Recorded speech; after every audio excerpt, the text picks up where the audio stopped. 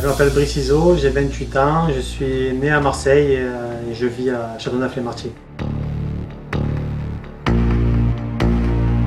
Donc j'ai roulé en motocross au tout début, donc j'ai commencé à... Enfin ma première moto je l'ai eu à 4 ans et demi, mais c'était pas vraiment sérieux. Et donc j'ai vraiment commencé les compétitions à 8 ans. Donc à 9 ans j'étais vice-champion de France mini-vert en 60. Après j'ai continué tout ce qui était championnat mini-vert, cadet, junior. Après je suis passé à 125, j'ai fait vice-champion de France supercross. Et j'ai dû faire 4 ou 5e de l'Eurocup, à l'époque c'était l'Eurocup, moins de 18 ans. Donc, je suis allé jusqu'à 20 ans, enfin la Six Tour. Je m'étais dit, bon j'essaie jusqu'à 20 ans, si à 20 ans je ne suis pas le futur champion du monde, on va dire, je passerai à autre chose. Donc j'ai décidé de passer à autre chose et faire du FMX.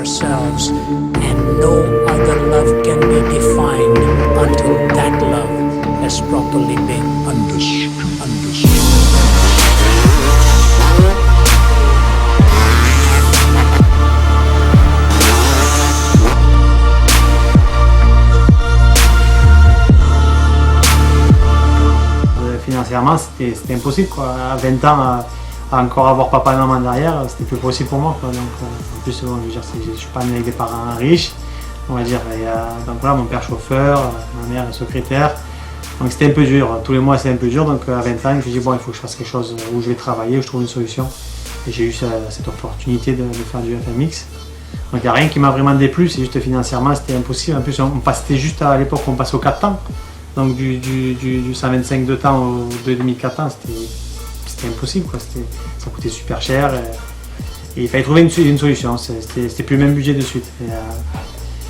Donc on a trouvé des solutions et donc j'ai eu une proposition pour aller dans un team de FMX et je suis parti là-dedans et vraiment bonne, j'ai eu la fin. Moi je suis super content maintenant de faire du FMX parce que je me plais plus dans le FMX que dans le motocross. J'adore le motocross, mais on va dire que le FMX c'est ma vraie passion maintenant. Donc non, super content d'être arrivé là et très bon choix.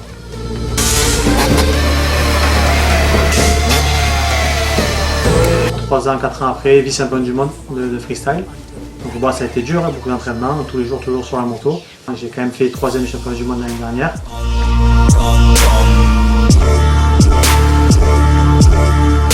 Quand tu arrives on va dire, on va arriver sur un Six Tour ou sur un Supercross en France, on n'est que 3 pilotes. Donc on est vachement sollicité par le public, on signe des autographes, les gens viennent nous voir, parce qu'on n'est que 2 ou 3 pilotes. Quand tu fais du Supercross, tu es 20-40 pilotes. Je veux dire, quand je fais du Supercross, même que je fais des podiums, on n'avait pas comment dire, on n'était pas proche du public comme on est maintenant avec le FMX et ça me plaît vraiment. En fait, on est reconnu. Et puis même par rapport aux organisateurs, tu fais du supercross, tu viens, ou du motocross, tu viens, tu dors dans ton camion, tu te démerdes pour dormir, nous on est à l'hôtel, la bouffe, on est là, et puis en plus on est, je veux dire, sans faire le prétentieux, mais on est encore plus payé qu'eux, donc forcément il n'y a que du bonus, il n'y a pas de... Bon après c'est sûr que c'est dangereux, j'ai beaucoup de blessures, mais c'est comme ça, c'est partie du jeu. Pour rester au top niveau, je veux dire, au championnat du monde, il faut y aller tous les jours sur la moto, il faut travailler physiquement, et si tu es plus costaud, tu te blesses forcément moins, si tu es plus flexible, tu fais beaucoup d'étirements, ben pareil, tu te casses moins. Donc non, il faut être vraiment plus qu'à 100%, il faut être toujours au top et pas être fatigué sur la moto. Moi, je sens un peu de fatigue, je ne roule pas. Il y a un petit peu de mal, je ne roule pas, il y a trop de risques. Il n'y a plus de mecs qui viennent, qui ne s'entraînent pas, qui font la bringue tous les soirs, qui arrivent, c'est pas possible. C'est fini ça.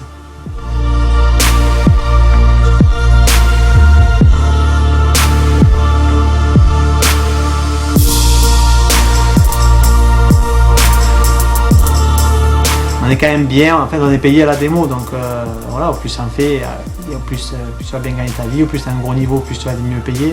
Donc voilà, c'est à toi après à t'entraîner, on va dire de sortir les doigts et aller t'entraîner pour être meilleur, pour être mieux payé. C'est un peu comme en cross, mais comme c'est du show, comme c'est, je sais pas, c'est plus demandé, on est moins à en faire, je sais pas, c'est dur à expliquer, mais non, c'est sûr que c'est par rapport à FMX que je vis la vie que je mène, que je puis acheter un peu ce que j'ai envie et avoir ce train de vie, parce que c'est sûr que si j'aurais compté sur le motocross, c'était impossible.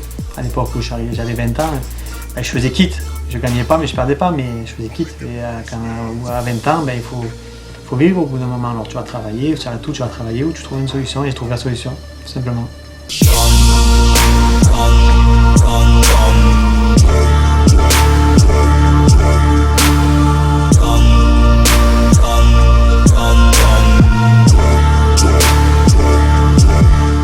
cette année, voilà, donc je me suis blessé l'année dernière bien au talon, donc 5-6 mois d'arrêt. Je suis 5 ou 6e du championnat.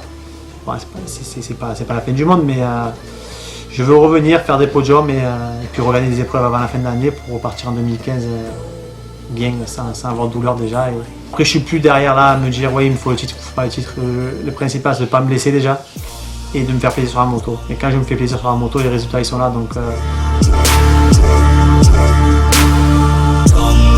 mon rêve il est déjà accompli parce que c'était de vivre de ma passion. Maintenant, ouais, c'est sûr, j'aurais voulu peut-être gagner un X-Fighter, peut-être pas la série, mais au moins un X-Fighter dans ma vie pour savoir ce que ça fait.